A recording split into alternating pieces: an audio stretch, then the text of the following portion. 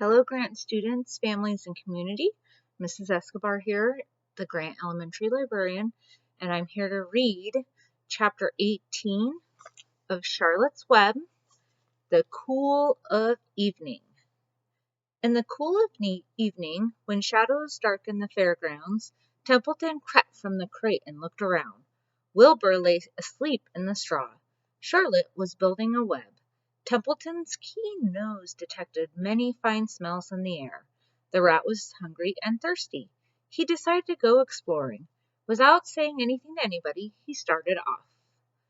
"Bring me back a word," Charlotte called after him. "I shall be writing tonight for the last time." The rat mumbled something to himself and disappeared into the shadows. He did not like being treated like a messenger boy. After the heat of the day, the evening came as a welcome relief to all. The Ferris wheel was lighted now. It went round and round in the sky and seemed twice as high as by day. There were lights on the midway, and you could hear the crackle of the gambling machines and the music of the merry-go-round and the voice of the man in the Beano booth calling numbers. The children felt refreshed after their nap. Fern met her friend Henry Fussy, and he invited her to ride with him on the Ferris wheel. He even bought a ticket for her, so it didn't cost her anything. When Miss Arabelle happened to look up into the starry sky and saw her little daughter sitting with Henry Fussy and going higher and higher into the air, and saw how happy Fern looked, she just shook her head. My, she said. Henry Fussy, think of that. Templeton kept out of sight. In the tall grass behind the cattle barn, he found a folded newspaper. Inside it were leftovers from somebody's lunch: a deviled ham sandwich, a piece of Swiss cheese, part of a hard-boiled egg, and the core of a wormy apple. The rat crawled in and ate everything. Then he tore a word out of the paper, rolled it up, and started back to Wilbur's pen. Charlotte had her web almost finished when Templeton returned, carrying the newspaper clipping. She had left a space in the middle of the web. At this hour, no people were around the pig pen, so the rat and the spider and the pig were by themselves. "I hope you brought a good one," Charlotte said. "It is the last word I shall ever write." "Here," said Templeton, unrolling the paper. "What does this say?" asked Charlotte. "You'll have to read it for me." "It says humble," replied the rat. "Humble?" said Charlotte. "Humble has two meanings. It means not proud, and it means near the ground. That's Wilbur all over. He's not proud, and he's near the ground." "Well, I hope you're satisfied," sneered the rat. "I'm not going to spend all my time fetching and carrying. I came to this fair to enjoy myself, not to deliver papers." "You've been very helpful," Charlotte said. "Run along if you want to see more of the fair."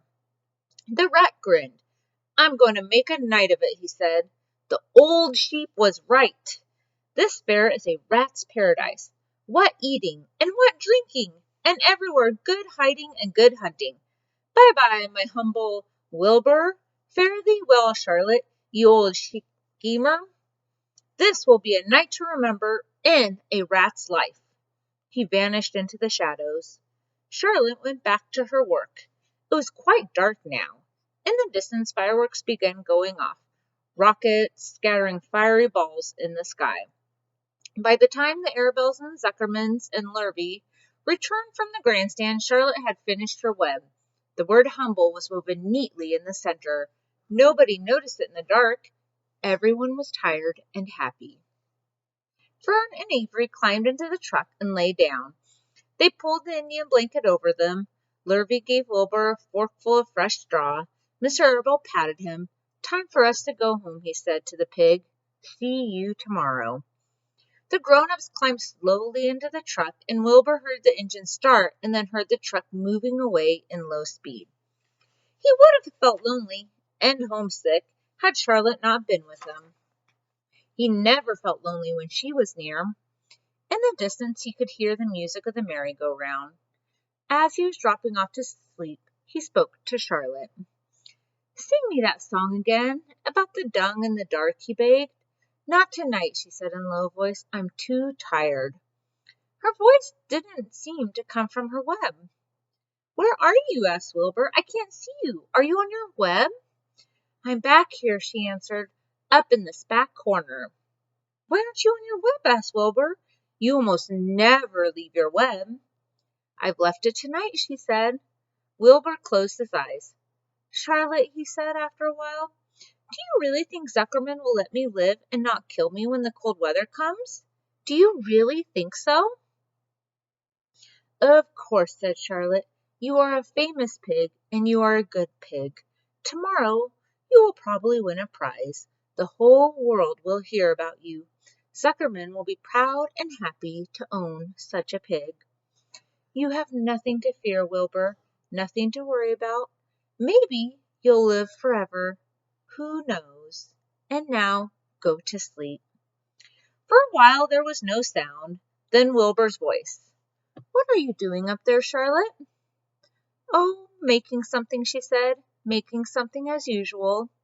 Is it something for me? Asked Wilbur. No, said Charlotte. It's something for me. For a change. Please tell me what it is, begged Wilbur. I'll tell you in the morning, she said, when the first light comes into the sky, and the sparrows stir and the cows rattle their chains, when the rooster crows and the stars fade, when early cars whisper along the highway, you'll look up here and I'll show you something. I'll show you my masterpiece. Before she finished the sentence, Wilbur was asleep. She could tell by the sound of his breathing that he was sleeping peacefully deep in the straw.